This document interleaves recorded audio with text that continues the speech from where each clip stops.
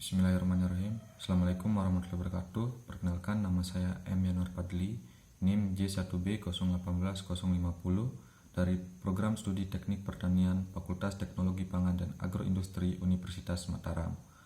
Pada video ini saya akan mempresentasikan tentang lahan kering dan lahan atasan.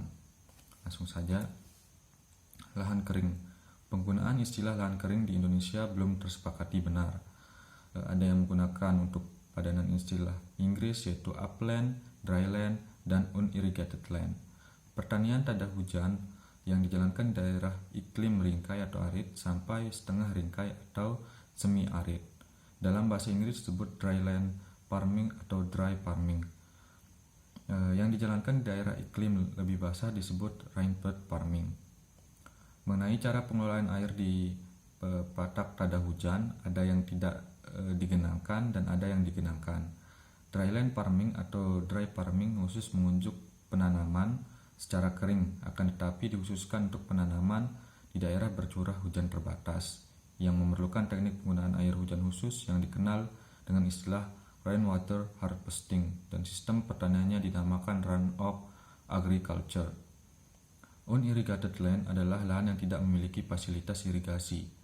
Pengertian lahan yang tidak beririgasi tidak mengucilkan pengusahaan lahan dengan sistem sawah tada hujan.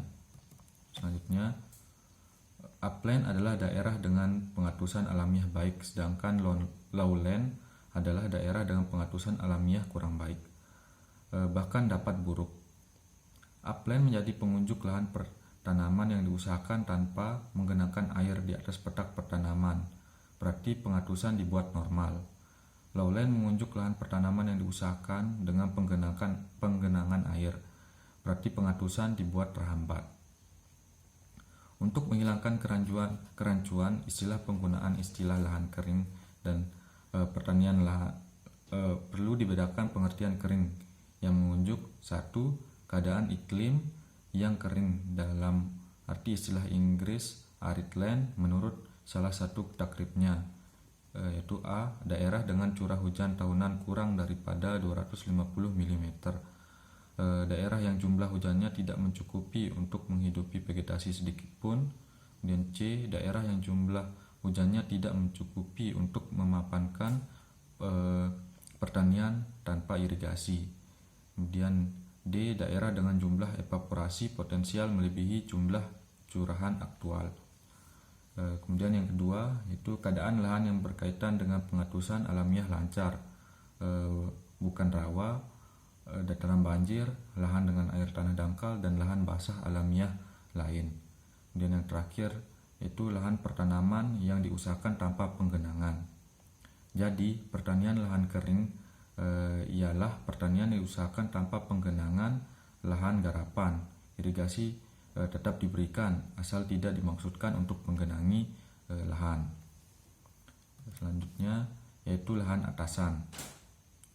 Istilah lahan atasan dapat digunakan sebagai pedoman upland dan lahan bawahan atau baruh dapat digunakan sebagai pedoman lowland menurut pengertian geografi. Berdasarkan alasan teknis dan biaya, kebanyakan lahan atasan tidak diberi layanan irigasi dan layanan utama irigasi ditunjukkan kepada lahan bawahan. Memang ada proyek-proyek kecil irigasi pedesaan dan lembaga irigasi tradisional, misalnya di daerah Subak yang berada di Bali yang melayani irigasi lahan atasan. Mungkin sekian penjelasan dari saya. Mohon maaf jika ada salah kata. Wabillahi taufiq wal hidayah. Wassalamualaikum warahmatullahi wabarakatuh.